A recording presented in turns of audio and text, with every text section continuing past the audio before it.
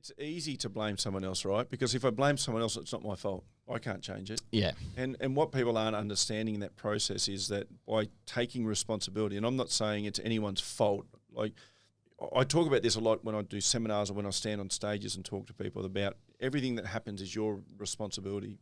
You had some responsibility in it. And people go, oh, so if I get cancer, that's my fault. Well, no, I'm not saying that. But if you get cancer, how do you respond to it? Because I sat for a year on the board for childhood cancer support about 10 years ago, and I was too young and I wasn't mentally strong enough to handle that at the time, dealing with children going through that. I just wasn't ready. But I learnt a lot from the experience. And I had 3-year-olds and 10-year-olds who were terminal.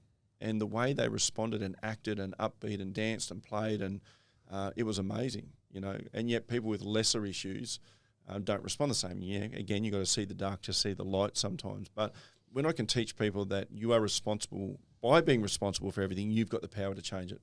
So how I do that is I'll look at whatever's happened, whatever the situation is. I'm a massive self-analyzer of everything that happens in my life, and I'm not kind to myself. I don't make it look like everyone else's fault. I go, well, what could I do differently in that situation? What conversation could I have done differently? How could I have adjusted it? If there was absolutely zero that I could have done, then I can let it go because I've literally got no control over the outcome.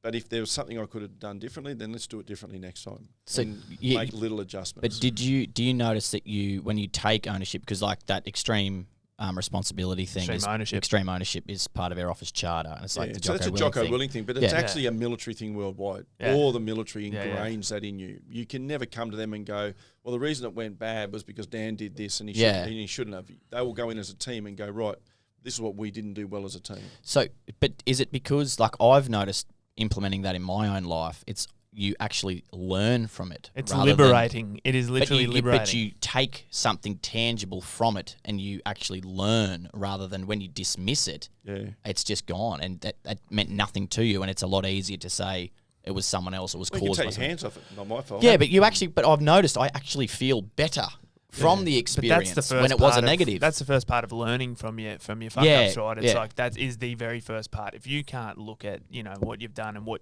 the role that you played and how you could have done it better, well, then you're not going to learn from it, and you will make the same mistake again. So here's the thing: you can't make the same mistake twice. The second time, it's an informed decision because you know what the outcome's likely to be. So if you can make a mistake once and you can look at that and go, I probably shouldn't have done that. The next time that happens, that's no longer a mistake. That's an informed decision because you've got a better idea of the outcome. It's a great way of putting it. Is that a bit of your IP there? I don't know where it's coming from. That's another clip. Use it. I've probably stolen it off someone, but that's just how I read and listen to so much. But that's just how I feel about it. So then. And I regularly make bad decisions still, like we all do, because we're human, right? So we're having this human experience, and it's, you know, you have an issue with a staff member, you have to let them go. Well, why did that happen? What could I have done differently?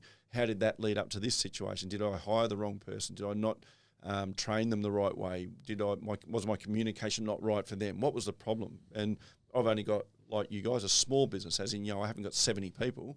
So when you've got a small team, you need to, and I teach communication and I teach leadership. So why am I still having staff problems? Now, I don't have them a lot, but I had one last year. They do happen. And then, so I just sit down. I have no emotion. That's the other thing. Just don't be emotional about it. Just go, okay, just be analytical. What went wrong? What could I have done better? Don't get all upset and angry and whatever, because that doesn't help. And then go, right, well, I'm not going to change the situation. This is what I did not well. This is a bit that person needs to own. Whether they do or not, it's not on me.